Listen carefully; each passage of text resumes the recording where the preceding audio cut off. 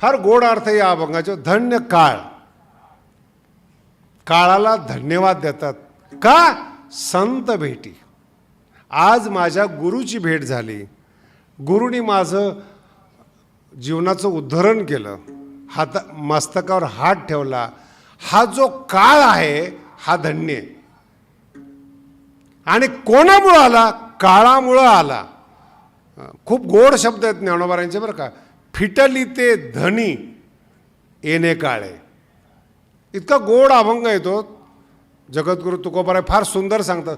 कुणी कल्याण केलं? येणे काळे धनी फिटली. धनी शब्दाचा अर्थ आहे तृप्ती. जीवनात तुम्ही अतृप्त आहात, मार्केटमध्ये दाखवताय मी सुखी आहेत, श्रीमंत आहेत, हा बाहेरचा पोशाख झाला तुमचा, आतला पोशाख नाही आहे तुम्ही. आतली जी तृप्ती आहे, जगद्गुरु तुकोबाराय सांगतात फिटली ते धनी येणे काळे. तुका म्हणे वाचा राहिली कुंठीत, पुढे झाले चित्त समाधान. ही जी चित्त समाधान झालं ही काळाची देण आहे. म्हणून कधीही जीवनामध्ये कोणत्याही माणसाचा काळाचा दुरुपयोग करू नका. गरीब माणसाला लुटू नका. गरीब माणसाबरोबर ब्लॅकमेल करू नका. तो अडचणीत असेल, शब्द कळाला? अडचणीत असेल, नाईलाज असेल त्याचा, त्या काळाचा तुम्ही फायदा उचलू नका. काळ बदलतो आणि तो इतका बदलतो. विठ्ठल विठ्ठल.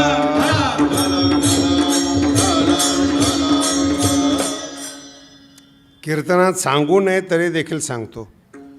तुम्ही इतरांच्या स्त्रीकडे लक्ष देता हा काळ, आणि तुमच्या घरातली मुलगी पळून जाते हा काळ. कोणाचं फळ आहे? घरातले संस्कार कसे आहेत पाहता तुम्ही?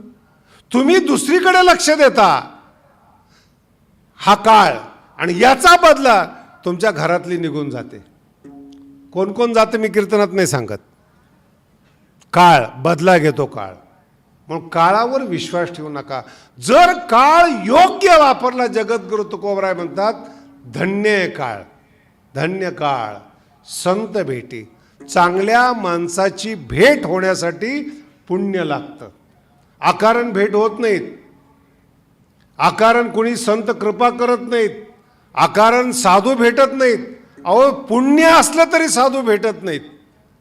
आश्चर्यवत पश्यती कष्टी देणं. हा परमात्मा, हा काळ पाहायचा असेल, उठले की थोडंच भेटतो तुम्हाला. शक्य आहे तुम्हाला? कुठलीही तपश्चर्या न करता काहीच भेटत नाही जगामध्ये. तपश्चर्या शब्दाचा अर्थ अंगाला राख लावून जाणे असा नाही आहे. तपश्चर्या शब्दाचं, प्रत्येकाची तपश्चर्या वेगळी. एखादा डॉक्टर आहे, 20 वर्ष अभ्यास करतो, तपश्चर्या आहे. अगोदर सांगितलं 12-12 तास दुकानावर बसतो, तपश्चर्या आहेत. अभ्यास करतो, तपश्चर्या आहेत. एकाच गाण्यावर आयुष्यभर लक्ष केंद्रित करतो. आयुष्य म्हणजे काळ. मग त्या गळ्यामध्ये गोडवा तयार होतो. नाही कळालं? गळ्यामध्ये गोडवा येतो, नाहीतर नरड्यातून आवाज येतो. प्रॅक्टिस नसेल, गाणं नसेल, आणि कुणीही ऐकत नाही हो, काही कारणही नाही त्याचं. सगळं चांगलं आहे तुमचं. काळ. प्रत्येकाची तपश्चर्या वेगळी, प्रत्येकाचं कौशल्य वेगळं आहे. त्याच्या पुढे जाऊन सांगतो प्रत्येकाचं समर्पण वेगळं आहे. अनेक कीर्तनकारांच्या तोंडातून ऐकलं असेल, भगवंताला समर्पित व्हा. चुकीची कल्पना आहेत. तुम्हाला जे पाहिजे आयुष्यामध्ये त्याला समर्पित व्हा, तेव्हा ती वस्तू मिळते तुम्हाला. कोणी असो, कोणतीही वस्तू असो, समर्पित व्हा. गायन असेल, व्यापार असेल, पैसा असेल, नोकरी असेल, समर्पित व्हा. समर्पित झाल्यानंतर काळ ती वस्तू तुम्हाला दान करतो. जगद्गुरु तुकोबाराय भगवंताला समर्पित झाले, काळ बदलला. संत भेट. संत भेट म्हणजे काही विशेष आहे का असं तुम्हाला वाटू शकतं? संत भेट म्हणजे काही विशेष आहे का?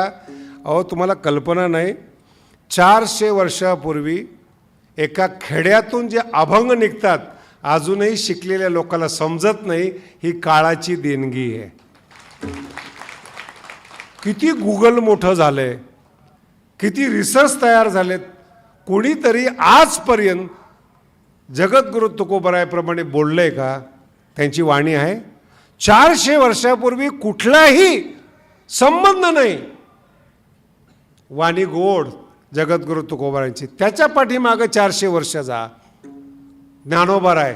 एकाही ओवीचं आजपर्यंत कुठल्याही वैज्ञानिकाला खंडन करता आलं नाही. याला ज्ञानोबराय म्हणतात. मला एकाने विचारलं, महाराज हे ज्ञानेश्वर महाराज आहेत, समाधी आहे, ठीक आहेत, किती दिवस चालणार आहे समाधी? म्हटलं तू टेन्शन घेऊ नको. सप्ते किती दिवस चालणार? विनाकारण टेन्शन असतं ना लोकांना. काय आता काय घेणं नाही ते नाही. मला एकाने विचारलं, महाराज हा कोरोना काळ किती दिवस चालणार आहे? म्हटलं मला विचारून आलाच नाही तो. जाणार काय, कधी येणार, कधी कोण सांगणार आहे या जगामध्ये? बरं हे अकारण टेन्शन आहे बरं का. मी एका मंत्र्याच्या घरी गेलो होतो. त्याचा जो PA आहे तो जास्त टेन्शनमध्ये होता आणि असं चक्रा मारत होता. मी गेल्यानंतर विचारलं काय झालं रे, आज टेन्शनमध्ये दिसतो? नाही म्हणे साहेबाची तब्येत खराब आहे. भाषा नीट आहे का बरं का? कुणाची तब्येत खराब आहे? बोला ना. साहेबाची. टेन्शन कुणाला आहे? काय टेन्शन? आपण जाऊ दे ना, काय झालं? नाही नाही साहेबांनी सकाळपासून काही खाल्लं नाही. म्हटलं अख्खा भारत खाल्लाय ना, महाराष्ट्र खाल्लाय आणि पुण्यामधून काही खाल्लं नाही. पचू दे ना थोडंसं. कोणाचं टेन्शन कोणाच्या माथ्यावर? पुढीलांचे ओझे आपुल्या दुसऱ्याचं टेन्शन. विठ्ठल विठ्ठल. जगद्गुरु तुकोबरायांचं वाक्य आहे, आपुली आपण करा इतर